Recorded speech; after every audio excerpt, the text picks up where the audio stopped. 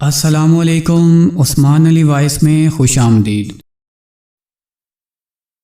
حضرت موسیٰ علیہ السلام کے پاس ایک نوجوان آیا اور درخواست کی کہ اے اللہ کے نبی، میں نے سنا ہے کہ آپ تمام جانوروں کی بولیاں جانتے ہیں، اور جب یہ جانور آپس میں باتیں کرتے ہیں تو آپ ان کی باتوں کا مطلب خوب سمجھتے ہیں۔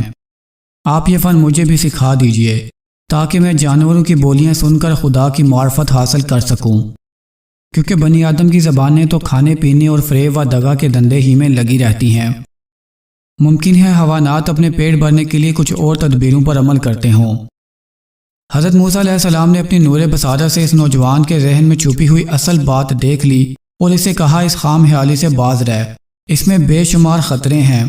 جانوروں کی بولیاں سیکھ کر خدا کی معرفت حاصل نہیں ہوتی، اس کے لیے خدا ہی سے رجوع کر۔ حضرت موسیٰ نے اس نوجوان کو بہت سمجھایا بجھایا، لیکن جس قدر آپ اسے روکتے اور سمجھاتے، اسی قدر وہ ضد کرتا جاتا۔ انسان کی فطرت ہے کہ اسے جس بات سے منع کیا جائے وہ وہی بات کرتا ہے۔ اس نے بے حد خوشامد سے کہا، اے پیغمبر خدا، مجھے اس بات سے محروم کرنا آپ کے لطف و کرم اور مہر و محبت سے بعید ہے۔ آپ کو حق تعالیٰ نے بڑی صفات سے نوازا ہے اور نور بصیرت بخشا ہے۔ کسی شے کی حقیقت آپ سے پوشیدہ نہیں۔ اگر آپ نے مجھے جانوروں کی بولیوں کے فن سے آگاہ نہ کیا تو میرا دل ہمیشہ کے لیے ٹوٹ جائے گا اور میری مایوسی کی کوئی انتہا نہ ہوگی۔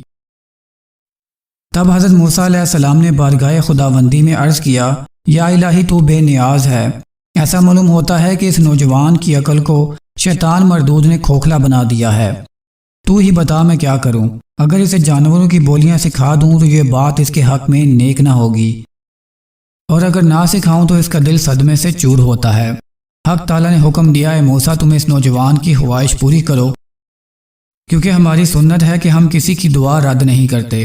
یہ حکم پانے کے باوجود حضرت موسیٰ نے سوچا ایک بار پھر اس نوجوان کو اس خیال سے باز رکھنے کی کوشش کروں۔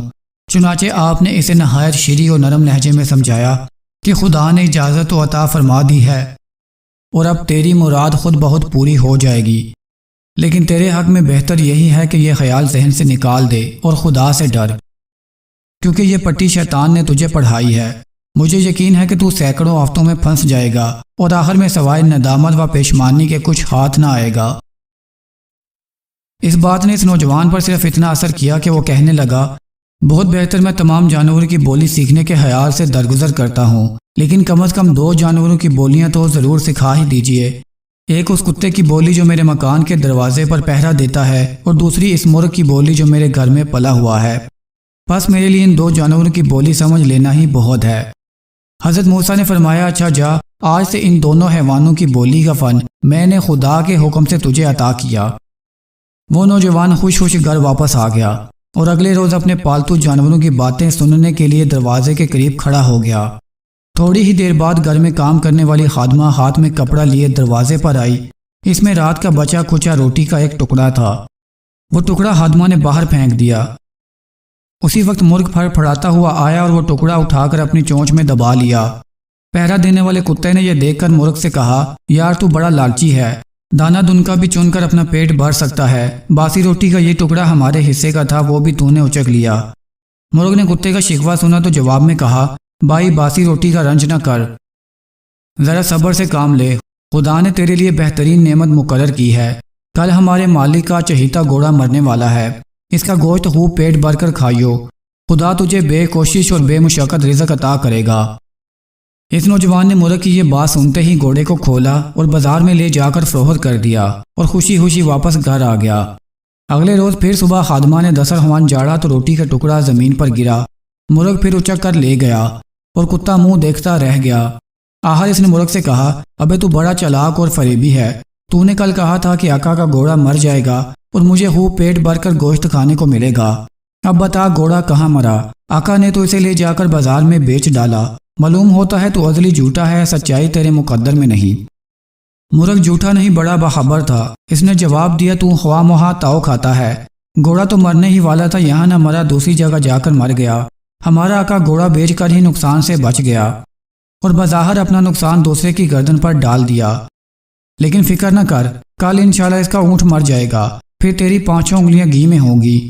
نوجوان لبکا اور اونٹ کو بھی بازار میں لے جا کر فروخت کر دیا۔ جانور کے مرنے کے صدمے اور رقم کے نقصان سے چھٹکارا پایا دل میں خوش تھا کہ ان جانوروں کی بولیاں سیکھ کر فائدے میں ہی رہا۔ حضرت موسیٰ علیہ السلام نے خواہ مخواہ مجھے ڈرایا تھا کہ ہزاروں آفتوں میں پھنس جائے گا، ابھی تک تو کوئی آفت نہیں آئی۔ تیسرے دن کتے نے غرا کر مرغ سے کہا، ابے او زمانے بھر کے کذاب، کب تک کاٹ کی ہانڈی آگ پر چڑھایا جائے گا؟ تو بڑا ہی فریبی نکلا، آخر تجھے جھوٹ بولنے میں مزہ کیا آتا ہے؟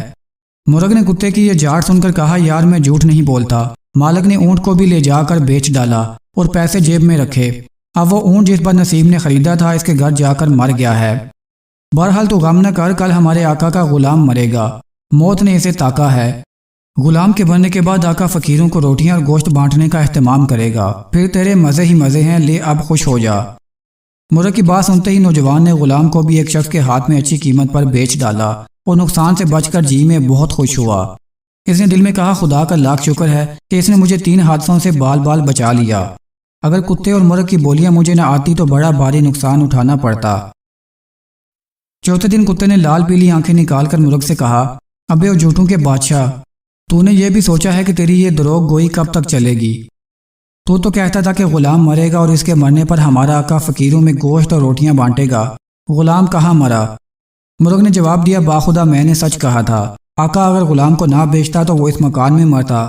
بہرحال جس نے اسے خریدا وہ اب اپنے نصیب کو رو رہا ہوگا، کیونکہ غلام اس کے گھر جاتے ہی اگلے روز صبح مر گیا اور بے چارے خریدار کی رقم برباد ہوئی۔ لیکن اب تو خوش ہو جا کہ خود ہمارے آقا کی باری آ گئی ہے، کل یہ یقیناً مر جائے گا، اب دیکھتا ہوں کہ وہ اپنے آپ کو موت کے فرشتے سے کیوں کر بچاتا ہے۔ کاش وہ بے وقوف اتنا سمجھتا کہ ایک نقصان سینکڑوں نقصانوں کا صدقہ ہوتا ہے۔ یاد رکھ کہ جسم و مال کا ضیاع جان کا صدقہ ہے۔ دنیاوی معاملات میں انسان بعض اوقات زر و مال خرچ کر کے اپنی جان بچا لیتا ہے، لیکن افسوس کہ قدرت الہی کے رازوں سے جاہل ہے کہ یہاں اپنا مال بچانے کی کوشش کرتا ہے اور نہیں جانتا کہ وہی مال اگر اپنی ذات پر سے صدقہ کرے تو نقصان فائدہ بن جائے۔ خیر اب تو قصہ ہی تمام ہوا چاہتا ہے۔ آج ہمارا آقا سوئے عدم روانہ ہو جائے گا، پھر اس کے والی وارث گائیں ذبح کریں گے اور دیگیں چڑھائیں گے، فقیروں اور محتاجوں کا ہجوم ہوگا، روٹیوں کے ٹکڑے اور ہڈیاں بوٹیاں اس کثرت سے تجھے کھانے کو ملیں گی کہ جی بھر جائے گا۔ ہاں گھوڑا، اونٹ اور غلام کی موت ہمارے بے وقوف اور مغرور آقا کی جان کا بدلہ تھا۔ مال کے نقصان اور اس کے رنج و عالم سے تو محفوظ رہا، لیکن اپنی جان گنوائی۔ آقا نے مرغ کی زبانی اپنے مرنے کی خبر سنی تو پیروں تلے زمین ہی نکل گئی، ہاتھ پیروں میں دم نہ رہا، گرتا پڑتا بد حواس بد حال حضرت موسیٰ علیہ السلام کی خدمت میں حاضر ہوا اور ساری داستان سنا کر فریاد کی، اے خدا کے سچے نبی، مجھے ملک الموت کے پنجے سے بچائیے۔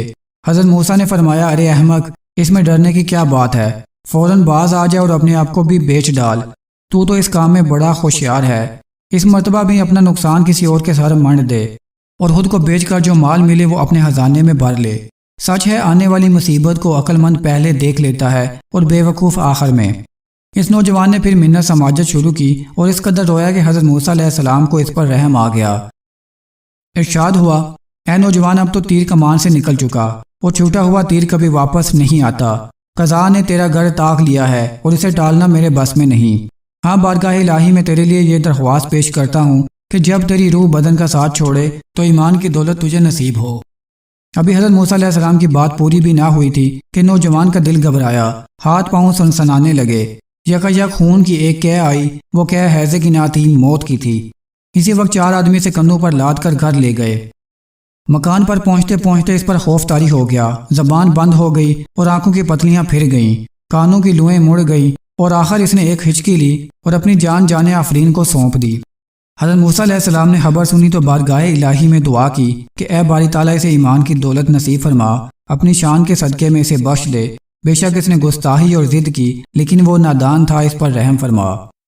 خدائے بزرگ و برتر نے اپنے پیغمبر علیہ السلام کی دعا کو قبول فرمایا اور اس نوجوان کو بخش دیا۔ تو دوستو یہ تھی ہماری آج کی ویڈیو پسند آئی ہو تو لائک کر دیں، چینل کو سبسکرائب کر دیں اور ساتھ بنے بیل آئیکن کو پریس کر دیں۔